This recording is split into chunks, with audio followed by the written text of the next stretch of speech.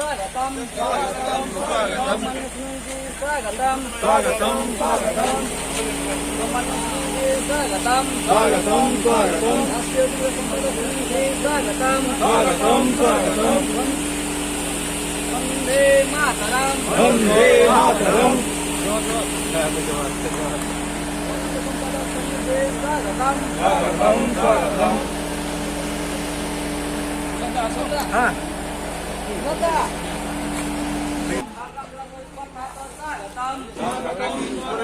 ऊपर ऊपर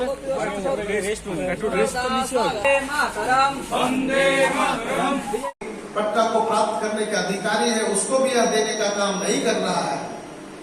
और तो और यहाँ जो है कम्युनिटी फॉरेस्ट एक्ट का जो है प्रावधान है उसके आधार पर अपने जंगल के क्षेत्रों के अंदर में किस प्रकार से फॉरेस्ट के कामों को आगे बढ़ा सकता है, कैसे वो जो है वन को बचा सकता है, कैसे वहां वो सामुदायिक फॉरेस्ट का काम कर सकता है, कैसे वहां के फॉरेस्ट के जो है उत्पादित जो वस्तु है चाहे फल बीज या तो ऐसे नन टिम्बर फॉरेस्ट प्रोड्यूस है उसको कलेक्ट करके अपने रोजगार के लिए आगे बढ़ सकता है। इन सारे कामों को यहाँ पर बंद रखा हुआ है। ये वर्षों वर्षों से पारंपरिक जो यहाँ की जीवन पद्धति थी उसमें भी ये जो है यहाँ पर रोक लगाया हुआ है और आज उन्हीं समाज के बीच में फूट डालने का काम कर रहा है। ये कैसी राजनीति? तो ये तृणमूल कांग्रेस के लोग, ममता बनर्जी की सरकार ने इससे पश्चिम बंगाल के जनता के हित के लिए नहीं बल्कि अहित करने का काम। आप स्मरण कर सकते हैं कुछ दिन पहले जो है नॉर्थ बंगाल में टी गार्डन की ओर में वहां पर जो है ट्राइबल और नेपाली के बीच में आपसी विवाद करके भ्रमित करके लड़ाने का काम करता था। वैसे ही आज इन क्षेत्रों में भी वो तुष्टीकरण की राजनीति की तरह ही वह यहाँ के लोगों को बरगला करके लड़ाने का काम कर रहा है। ये जो संवैधानिक जो अधिकार है, ये जो सरकार के जो बहुत महत्वाकांक्षी योजनाएं हैं, ऐसे योजनाओं को यहाँ पर कैसे गांव ग्राम शहर के लोगों को लाभ देना चाहिए, वैसे योजनाओं को कभी भी यहाँ पर लागू नहीं कर रहा है। ये तृणमूल की सरकार को कट्टमनी कैसे मिले, ये भ्रष्टाचार से लिप्त है। जो यहाँ के शिक्षा मंत्री को जब ईडी पकड़ता है तो उनके घरों से करोड़ों करोड़ रुपया बरामद होता है। ये रुपया किसका है? यह बंगाल की धरती के जनता का गाड़ी कमाई को लूट करके इन लोगों ने बंदरबांट करने का काम कर रहा है। यहाँ पर प्रधानमंत्री आवास नहीं दिखाई देगा, यहाँ पर स्वच्छ भारत नहीं दिखाई देता है, यहाँ पर जो है आयुष्मान भारत कार्ड नहीं बनता है, यहाँ प्रधानमंत्री कृषि सम्मान निधि नहीं दे रहा है। ऐसे में हम सोच सकते हैं यह ममता बनर्जी की सरकार केवल और केवल बंगाल की जनता को ठगने का बदलाने का काम कर रहा है।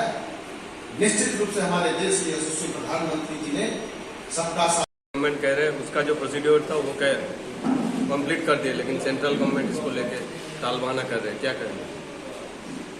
देखिए ये संवैधानिक विषय है। संविधान के बहुत प्रोविजंस है, प्रावधान है, वो उसके आधार पर चलने वाला है। यहाँ हम एक नेता बैठ करके इस बात को हम नहीं कर सकते हैं, ममता बनर्जी भी यहाँ बैठ करके नहीं बात कर सकती है कि कैसे। उसको भी पता है कि भारत सरकार के अंदर में कई पार्ट है, उस कैटेगरी के साथ आगे बढ़ना होता है और उसमें सारी चीजों को देखा जाता है और शर्तें और अहर्ताएं और उनके इस बात में सहमत होने के लिए किन किन बातों की आवश्यकता होती है, इन सारी बातों के साथ यह विषय बनता है और संवैधानिक रूप देता है, तब जाकर होता है। इसलिए हल्के में अखबार में कर देने से और सभा में कर देने से यह बात नहीं हो सकता है। ये संवैधानिक आधार पर होने वाला विषय है। कुर्मी का जो डिमांड है एसटी का, बीजेपी का स्टैंड क्या है इसको लेकर? मैंने तो साफ कहा लोकतंत्र में सारे लोग स्वतंत्र हैं अपनी डिमांड करने के लिए, लेकिन यह संवैधानिक विषय। अभी जो आप कहा कि सारे लोग स्वतंत्र है, ये संवैधानिक विषय मैंने बोला भाई साहब, कि अभी मैं इसको संविधान में यहाँ लिख नहीं रहा हूँ, संशोधित नहीं कर रहा हूँ कि मैं इसको यहाँ बता पाऊंगा। भारतवर्ष गणतांत्रिक देश है, सबका अधिकार है सबका अधिकार है। अपना पक्ष रखे, लेकिन आदिवासी लोग विरोध कर रहे हैं। 8 तारीख को बंद बुलाया। ये मैंने प्रारंभ में ही कहा, ये हमारे आदिवासी भाई हो, कुर्मी भाई हो या देश के नागरिक हैं। वर्षों से देश आजाद नहीं हुआ तो उस समय से भी मुगल के साथ में लड़ाई लड़ा, अंग्रेजों के साथ लड़ाई लड़ा, उनके साथ ना जाने किस किस प्रकार से स्थितियां परिस्थितियां आई, इसके बावजूद अपने जीवन को आगे बढ़ाते हुए आज यहाँ तक पहुंचा है। और वो निश्चित रूप से अपना जीवन को जीने के लिए, अपने परिवार को बढ़ाने के लिए वो स्वयं सक्षम है। इसलिए उन लोगों की कई ऐसे ट्रेडिशनल एडमिनिस्ट्रेटिव सिस्टम भी रहा है, उन सारे एडमिनिस्ट्रेटिव सिस्टम को यह ममता बनर्जी लागू कर रही है क्या? 5वीं अनुसूची का जो विषय है, यहाँ पर इन सारी चीजों को जैसे जो विषय है उनको लागू कर रही है क्या?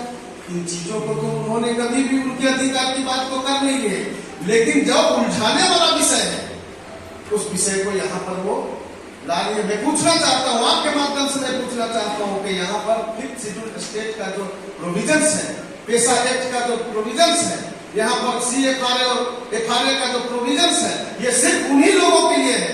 ये महतो लोग, खेती बाड़ी करने वाले हमारे कुर्मी भाई लोग हैं, ये जनजातियों के साथ जरूर रहते हैं, लेकिन